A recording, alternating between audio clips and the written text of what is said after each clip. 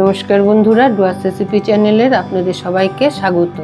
আমি আজকে একটা আচারের রেসিপি নিয়ে আসছি। সেটা হচ্ছে এই যে আমলকি, কাঁচা লঙ্কা, জলপাই একটা তেলের আচার বানাবো। তো আচারটা কিভাবে বানাই চলুন দেখে নেবেন সবাই।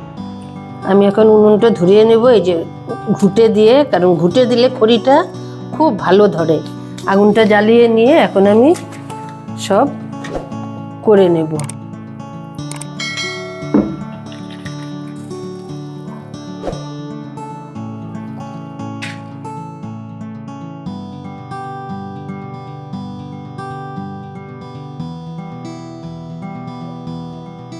আমি এখন আচারের জন্য মশলাগুলো ভেজে নেব। মৌরি দিয়ে দিলাম কিছুটা জিরে, কিছুটা ধনে, আর দিয়ে দিলাম কিছুটা শুকনা লঙ্কা।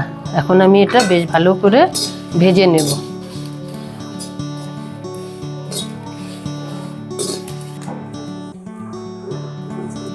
বন্ধুরা, আমার ভাজা হয়ে গেছে। এখন আমি মশলাটা নামিয়ে নিলাম।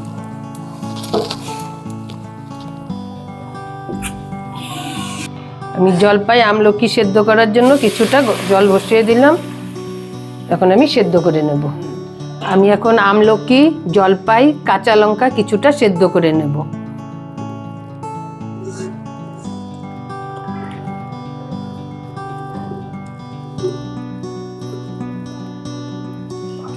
আমি এখন ঢাকা দিয়ে ভাজা মশলাটা গুঁড়ো করে নেব।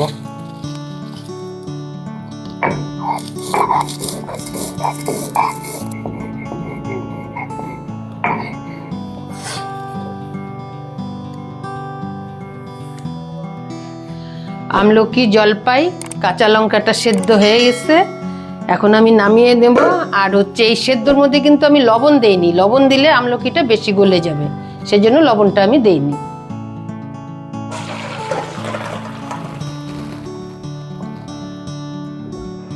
আমি এখন একটা একটা করে আমলকি যে একদম এরকম করে, এই যে কি সুন্দর সেদ্ধ হয়ে গেছে, ঠিক একটা করে কোয়া এরকম ছাড়বে। আর এই যে বিচিটাকে, এখন তো একটু গরম লাগছে আমার, তাই ঠান্ডা হয়ে যাবে। এই যে বিচিটাকে এইভাবে ফেলে দেব। আর জলপাইটাকে কিন্তু আমি দাও দিয়ে এরকম টুকরা করে নেব। কাঁচা লঙ্কা গোটাই থাকবে, কাঁচা লঙ্কা কিচ্ছু করব না। জলপাইটা আমি যেই শেপে কাটবো আপনারা এই শেপেই কাটবেন, তাহলে জলপাইটা খুব ভালো মজে যাবে। এই যে সুন্দর সেদ্ধ হয়ে গেছে, এখন এমনিই মজে যাবে জলপাইটা। এই যে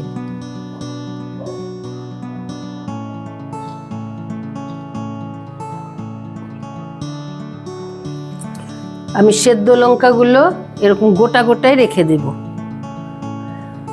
এই যে সেদ্ধগুলো সব গোটা দেব। আর কাঁচা লঙ্কাটা আমি এরকম চিড়ে চিড়ে দেব। চিড়ে চিড়ে দিলে আচারটা একটু ঝাল ঝাল ভাব হবে, কারণ জলপাইটা তো একটু টক হয়। আমি এখন আমলকি, কাঁচা লঙ্কা, জলপাই সব ঢেলে নেব। ঢেলে আমি এখন আচারটা তৈরি করে নেব মশলা দিয়ে। কি কি মশলা দেব সেটা তো আপনি আগেই দেখিয়েছি। এখন আমি আচারটা তৈরি করে নেব। আমি এখন আচারটা তৈরি করার জন্য সমস্ত উপকরণগুলো দিয়ে দেব।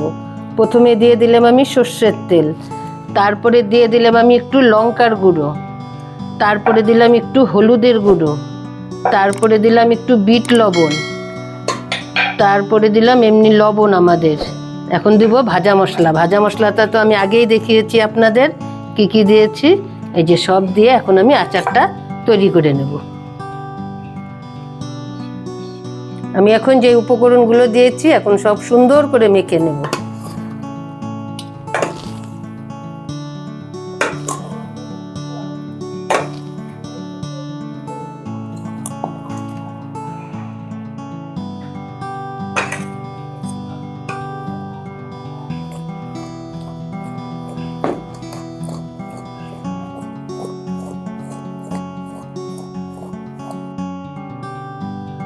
বন্ধুরা, এই আচারের রেসিপিটা সম্পূর্ণ আমার মন থেকে আমি নিজে করেছি। আপনারাও এইভাবে বাড়িতে করে খেয়ে দেখবেন। যদি ভালো লাগে আমাকে কমেন্টে জানাবেন, সাবস্ক্রাইব করে আমাদের সাথে থাকবেন।